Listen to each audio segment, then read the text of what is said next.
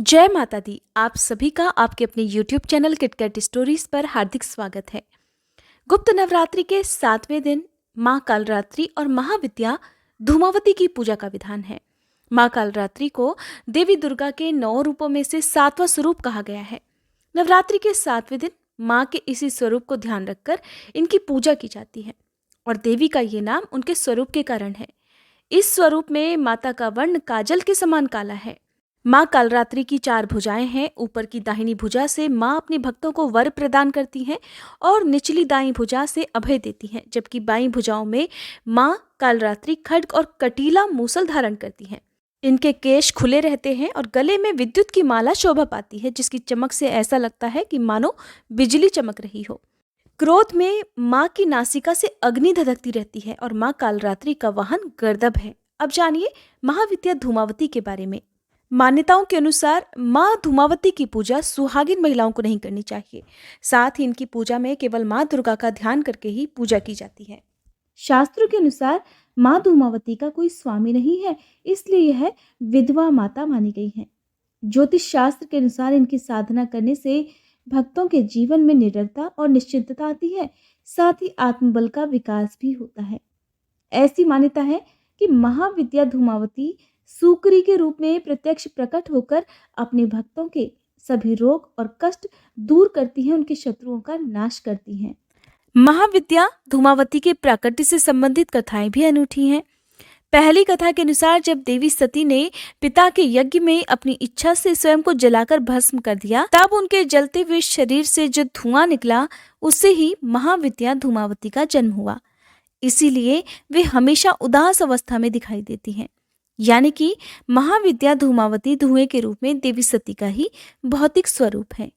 दूसरी कथा के अनुसार जब एक बार देवी पार्वती भगवान शिव के साथ हिमालय पर्वत पर विचरण कर रही थी, तभी उन्हें बहुत जोरों की भूख लगी।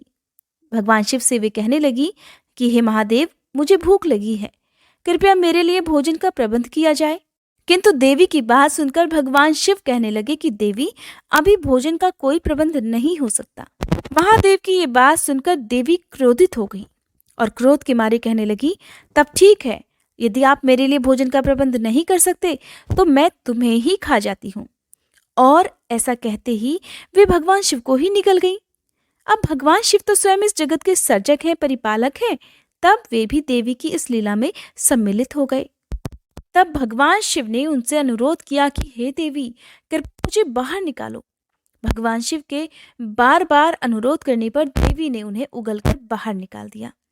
अब भगवान शिव देवी के मुख से बाहर तो निकल गए, लेकिन मारे क्रोध के भगवान शिव ने देवी को श्राप ही दे डाला और कहने लगे कि हे देवी, क्योंकि तुमने अपने पति को निगल लिया है, इसलिए आज से और अभी से तुम एक विधवा के रूप में रहोगी।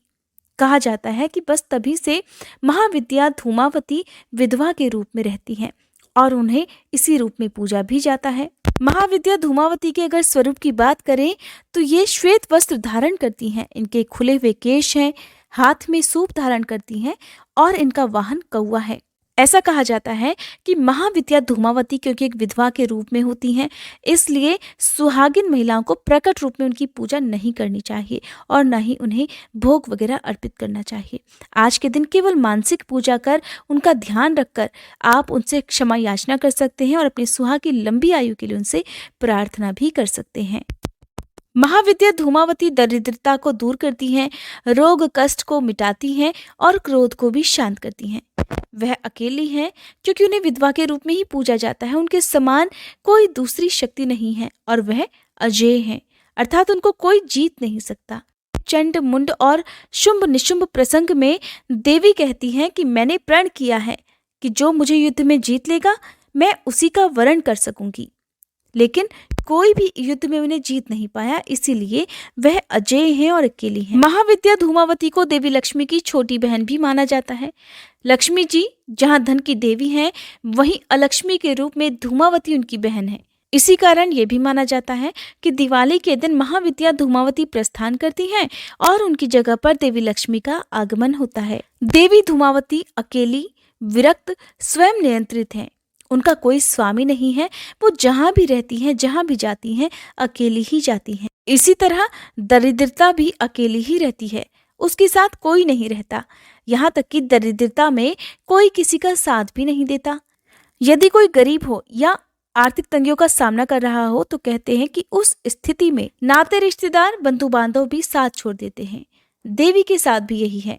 अगर कोई भक्त सच्चे मन से उनका ध्यान करता है तो देवी उनके घर से दरिद्रता का नाश करती हैं।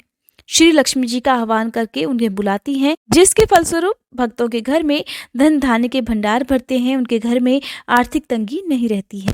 कहते हैं इस दिन यदि आप महाविद्या की पूजा करते हैं और आपके घर में यदि गंदगी है तो आपके घर में फिर अलक्ष्मी का वास हो जाता है। इसलिए महाविद्या धूमावती का ध्यान भक्त अपने घर की आर्थिक तंगियों को दूर करने के लिए भी विशेष रूप से करते हैं। अगर आप आज के दिन प्रकट रूप में उनकी पूजा नहीं करते हैं या नहीं करना चाहते हैं, तब भी हाथ जोड़कर महाविद्या धूमावती का ध्यान करते हुए आप उनसे प्रार्थना करें कि आपके घर में परिवार में जो भी आर्थिक तंगियां हैं उन्हें वे दूर करें। इसके साथ ही महाविद्या धूमावती से पूजा में या उनका ध्यान करने में हुई गलतियों के लिए क्षमा याचना जरूर करनी चाहिए। ये थी आज की वीडियो। उम्मीद करती हूँ ये जानकारी आपको पसंद आई होगी। वीडियो अगर अच्छी लगी हो तो वीडियो को लाइक करके चैनल को सब्सक्राइब और बेल आइकन प्रेस करना मत भूलिएगा।